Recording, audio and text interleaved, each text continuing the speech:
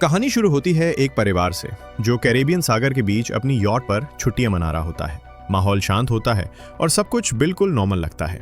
तभी माँ जूलिया तैरने के लिए पानी में कूदती है और कुछ देर आराम से तैरती रहती है। लेकिन अचानक उसे पानी के अंदर कुछ अजीब सा महसूस होता है, जैसे किसी ने हल्के से छू लिया हो। वो चारों तरफ देखती है मगर नीचे कुछ भी दिखाई नहीं देता। इसलिए वो खुद को समझाती है कि शायद ये उसका भ्रम होगा। लेकिन कुछ सेकंड बाद वही एहसास दोबारा होता है और इस बार उसका दिल तेज धड़कने लगता है। घबराकर वो तुरंत यॉट की तरफ तैरने लगती है। तभी अचानक कोई उसकी टांग जोर से पकड़ लेता है। जूलिया मदद के लिए चिल्लाने की कोशिश करती है, लेकिन उसकी बेटी कैसी हेडफोन लगाकर म्यूजिक में खोई होती है, इसलिए उसे कुछ सुनाई नहीं देता। उधर पति टॉम और बेटा बेन मछली पकड़ने में व्यस्त होते हैं और उन्हें जरा सा भी अंदाजा नहीं होता कि जूलिया पानी के अंदर अपनी जिंदगी के लिए संघर्ष कर रही है। वो किसी तरह पानी से बाहर निकलने की कोशिश करती है, लेकिन मुंह में पानी चले जाने की वजह से उसकी आवाज गले में ही अटक जाती है और उसकी ताकत धीरे धीरे जवाब देने लगती है। थोड़ी देर बाद टॉम को एहसास होता है कि काफी समय से उसने जूलिया को नहीं देखा। वो घबराकर पूरी यॉट पर उसे ढूंढता है और तभी उसे अपनी पत्नी पानी में खतरे में नजर आती है। टॉम तुरंत बच्चों को आवाज देता है और बिना समय गवाए पानी में कूद जाता है। वो किसी तरह जूलिया तक पहुंचकर उसे संभालता है और यॉट की तरफ तैरता है, जहां बच्चे दोनों को खींचकर ऊपर ले आते हैं। परिवार मिलकर जूलिया को संभालता है, लेकिन जूलिया खुद को ये कहकर शांत करने की कोशिश करती है कि शायद लहरों की वजह से ऐसा हुआ होगा। रात को माहौल थोड़ा हल्का करने के लिए सब मिलकर बेन का जन्मदिन मनाते हैं। तभी कैसी को उसके बॉयफ्रेंड का वीडियो कॉल आता है और वो लैपटॉप लेकर बाहर चली जाती है। कॉल पर उसका बॉयफ्रेंड दिखाता है कि शहर के ऊपर घने काले बादल छा चुके हैं, लेकिन तभी कॉल ग्लिच होकर फ्रीज हो जाती है। जब कैसी ये बात परिवार को बताती है तो टॉम समझाता है कि शायद समुद्र से दूर होने की वजह से सिग्नल कमजोर है। तभी अचानक सभी को एक अजीब सी आवाज सुनाई देती है और बाहर आकर वे देखते हैं कि वेल मछलियों का एक झुंड उनके पास से गुजर रहा है। टॉम बताता है कि वेल हमेशा पृथ्वी के मैग्नेटिक फील्ड को फॉलो करती हैं, लेकिन तूफान के दौरान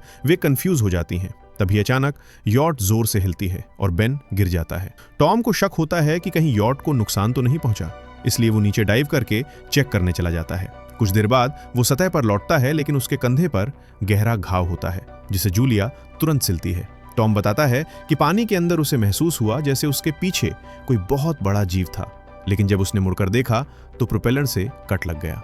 हालांकि वो ये भी कहता है कि जो भी चीज वहां थी वो बेहद विशाल थी। यॉट में काफी नुकसान नजर आता है, इसलिए परिवार मदद बुलाने की कोशिश करता है। जूलिया बार बार रेडियो ट्राई करती है और कैसी फोन पर नेटवर्क ढूंढती है, लेकिन कुछ भी काम नहीं करता। इसी बीच कैसी को एक अजीब सा जीव दिखाई देता है और वो डर के मारे चिल्ला उठती है, लेकिन वो सिर्फ बेन होता है जो मास्क पहनकर मजाक कर रहा होता है। कुछ ही देर में यॉट पूरी तरह बंद हो जाती है और वे समुद्र के बीच फंस जाते हैं। जूलिया रेडियो पर एक टूटी फूटी आवाज सुनती है, लेकिन इतनी खराब कि कुछ समझ नहीं आता। टॉम परिवार को बताता है कि उनके पास सिर्फ 4 दिन का खाना पानी बचा है और अब उन्हें किसी मछली पकड़ने वाली नाव का इंतजार करना होगा। तभी अचानक रडार पर कुछ डिटेक्ट होता है और एक अजीब सी आवाज सुनाई देती है। सभी बाहर दौड़ते हैं और हैरानी से देखते हैं कि आसमान से कई आग के गोले जमीन की तरफ गिर रहे हैं। जहां जहां वे गिरते हैं वहां जोरदार धमाके होते हैं। जब एक गोला उनके पास पानी में गिरता है तो टॉम तुरंत यॉट चलाने की कोशिश करता है। इंजन किसी तरह स्टार्ट होता है, लेकिन तभी एक और गोला उसी इलाके को हिट कर देता है। डर के मारे पूरा परिवार एक दूसरे को कस कर पकड़ लेता है और तभी टॉम को एहसास होता है कि ये आग के गोले उल्कापिंड नहीं बल्कि आसमान से गिरती सैटेलाइट्स हैं। उसी वक्त बेन देखता है कि यॉट से धुआं निकल रहा है और टॉम चेक करके कंफर्म करता है कि इंजन पूरी तरह खराब हो चुका है। जैसे जैसे हवा तेज होने लगती है, पूरा परिवार यॉट के अंदर छुप जाता है, बिना ये नोटिस किए कि कंपास पागलों की तरह घूम रहा है। तभी यॉट जोर जोर से हिलने लगती है और बेन एक बार फिर गिर जाता है। इस बार उसे चोट भी लग जाती है। उधर विशाल लहरें लगातार यॉट से टकरा रही होती हैं। टॉम किसी तरह बाहर निकलकर लाइफ जैकेट्स लेकर आता है। तभी अचानक पावर चली जाती है। टॉम घबराए बिना तुरंत पावर बॉक्स का बटन दबाता है और लाइट वापस आ जाती है। उसी वक्त बेन देखता है कि जूलिया की नाक से खून बह रहा है। जूलिया को चक्कर आने लगते हैं, जबकि कैसी सिंक पर जाकर उल्टी कर देती है। टॉम बार बार रेडियो ट्राई करता है, लेकिन कोई सिग्नल नहीं मिलता। तभी अचानक एक तेज हाई पिच आवाज गूंजती है और हवा और भी ज्यादा खतरनाक हो जाती है। जूलिया दरवाजे बंद करने की कोशिश करती है, लेकिन एक हैच खुल जाता है और तेज हवा खिड़कियां तोड़ने लगती है। हालात बिगड़ते देख टॉम एक फ्लेयर जला देता है और थोड़ी ही देर में चारों तरफ अंधेरा छा जाता है। अगली सुबह परिवार शॉक में उठता है। कि वे किसी तरह स्टॉर्म से बच गए हैं, लेकिन यॉट आधी तबाह हो चुकी होती है। बाहर निकलते ही वे देखकर सन्न रह जाते हैं, क्योंकि समुद्र का पानी पूरी तरह गायब हो चुका होता है और यॉट अब जमीन पर फंसी होती है।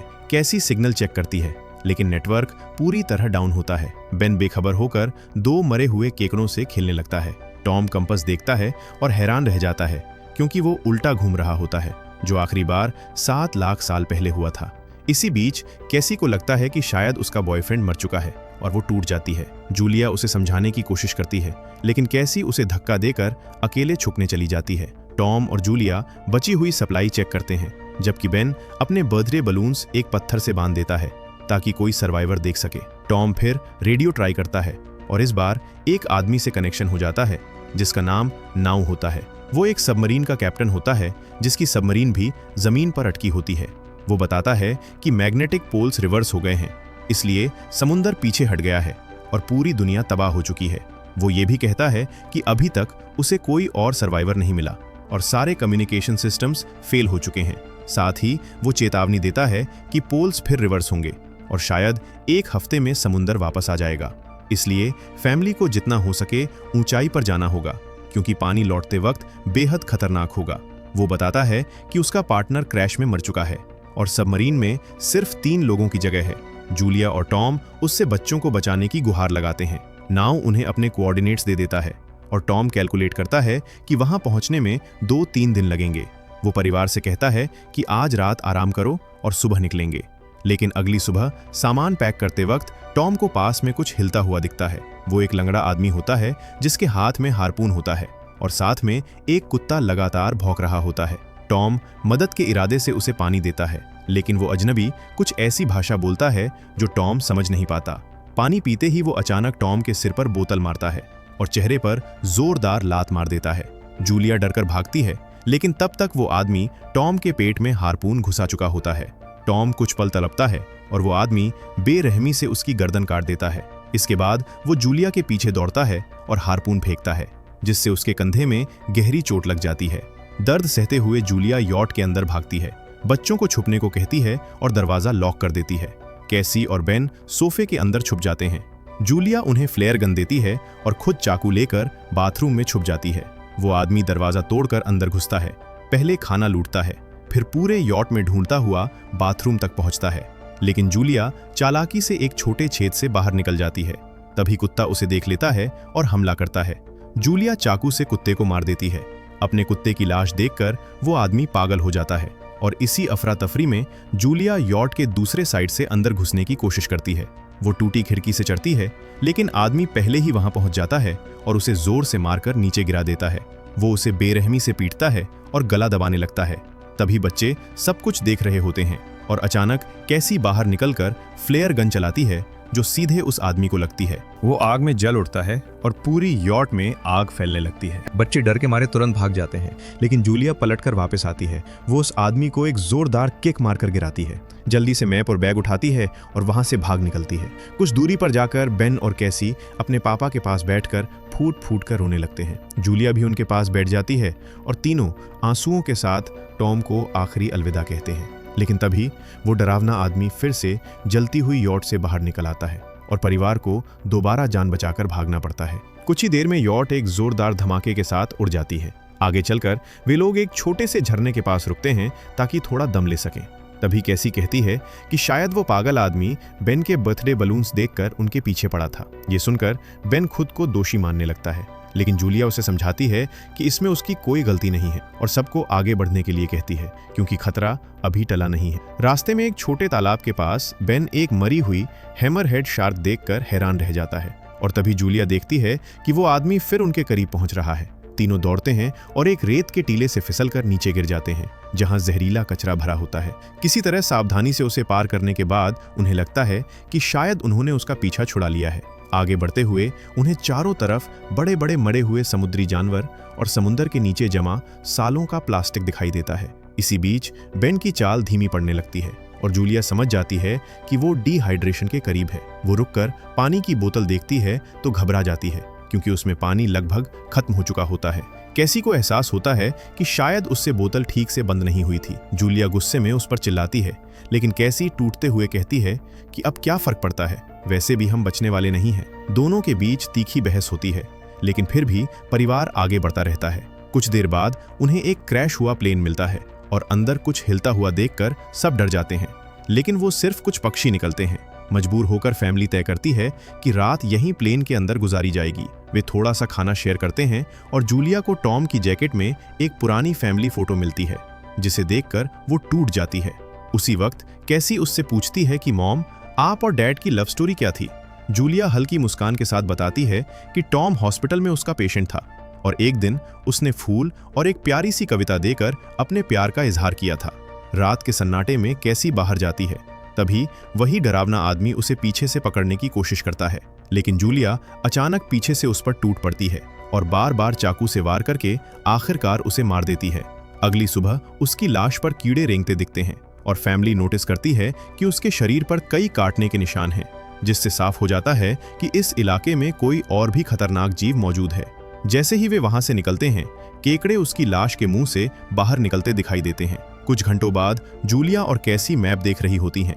तभी बेन चुपचाप आगे बढ़ जाता है और एक तालाब में झुककर पानी पीने लगता है। जूलिया तुरंत उसे खींचकर बाहर निकालती है और समझाती है कि अनजान पानी जानलेवा हो सकता है। तेज धूप में तीनों अपने सिर कपड़ों से ढक लेते हैं, लेकिन बेन को चक्कर आने लगते हैं। तभी उन्हें कुछ पुरानी कुर्सियां मिलती हैं और जूलिया व कैसी मिलकर उनसे एक अस्थायी शेल्टर बना लेती हैं। जूलिया बेन को इंजेक्शन लगाती है और तय करती है कि वे रात यहीं रुकेंगे। लेकिन अगली सुबह एक अजीब आवाज से जूलिया की नींद खुलती है और बाहर देखते ही वह दहशत में आ जाती है, क्योंकि केकड़ों का एक विशाल झुंड उनकी तरफ बढ़ रहा होता है। वह तुरंत बच्चों को उठाती है और तीनों जान बचाकर भागते हैं। भागते भागते उन्हें एक बड़ा कार्गो शिप दिखाई देता है, जहां 3 क्रू मेंबर्स जिंदा होते हैं। एक औरत उनकी मदद करना चाहती है, लेकिन बाकी 2 मना कर देते हैं और तीनों परिवार को बाहर छोड़कर कंटेनर लॉक कर लेते हैं। तभी केकड़े पास पहुंच जाते हैं। जूलिया बच्चों को कंटेनर के ऊपर चढ़ाती है, लेकिन जब वह खुद चढ़ने लगती है तो केकड़े उसके पैर को जोर से काट लेते हैं।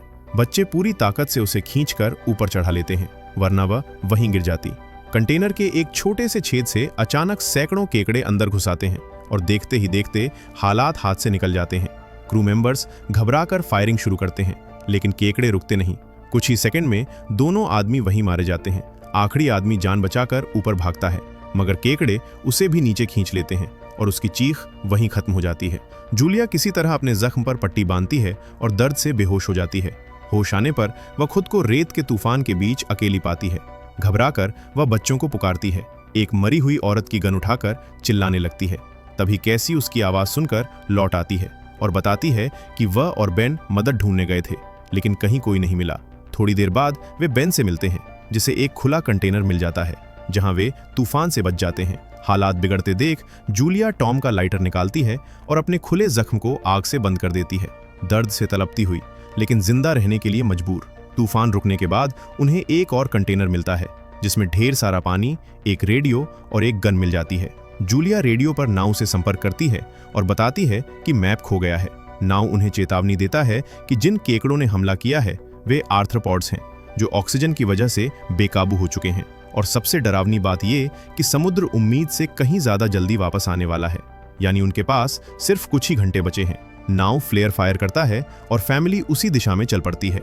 लंबी और थकाने वाली वॉक के बाद वे आखिरकार सबमरीन को देख लेते हैं, लेकिन वहां पहुंचने से पहले एक खतरनाक चट्टानी रास्ता आता है। जैसे ही वे आगे बढ़ते हैं, जमीन कांपने लगती है और अचानक भयानक रॉक स्लाइड शुरू हो जाती है।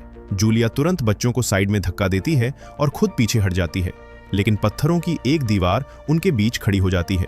जूलिया बच्चों से कहती है कि वे उसके बिना आगे बढ़ जाएं, मगर कैसी रोते हुए मना कर देती है। काफी बहस के बाद जूलिया बच्चों से वादा करती है कि वह उन्हें ढूंढ लेगी। मजबूर होकर बच्चे आगे बढ़ते हैं और सबमरीन तक पहुंचते हैं, जहां नाव खून में लथपथ पड़ा होता है और बता देता है कि उसके लिए सब खत्म हो चुका है। ये सुनते ही कैसी अपनी मां के लिए वापस दौड़ती है। उधर जूलिया देखती है कि केकड़ों का झुंड उसकी तरफ बढ़ रहा है, तो वह गन से फायरिंग शुरू कर देती है। कई केकड़े गिरते हैं, लेकिन झुंड रुकता नहीं। तभी ऊपर से कैसी का हाथ आगे बढ़ता है और घायल पैर के बावजूद जूलिया पूरी ताकत लगाकर चढ़ जाती है। दोनों साथ में सबमरीन की तरफ भागती हैं, जहां बेन पहले से फायरिंग कर रहा होता है। केकड़े सबमरीन के शरीर तक पहुंचकर उसे खाने लगते हैं। जूलिया आखिरी गोली तक फायर करती है ताकि बच्चे अंदर जा सकें। गोलियां खत्म होते ही वह गन फेंक देती है और बच्चों के साथ अंदर घुस जाती है। हैच लॉक होते ही समुद्र वापस लौट आता है और सबमरीन को अपनी चपेट में ले लेता है। तेज लहरें उसे बेरहमी से इधर उधर पटकती हैं। तीनों सीट पर बैठकर एक दूसरे का हाथ पकड़ लेते हैं। हाई पिच आवाज गूंजती है और वे बेहोश हो जाते हैं। कुछ देर बाद होश आने पर वे देखते हैं कि सबमरीन एक तबाह शहर के बीच आकर रुकी है, यानी दुनिया खत्म नहीं हुई।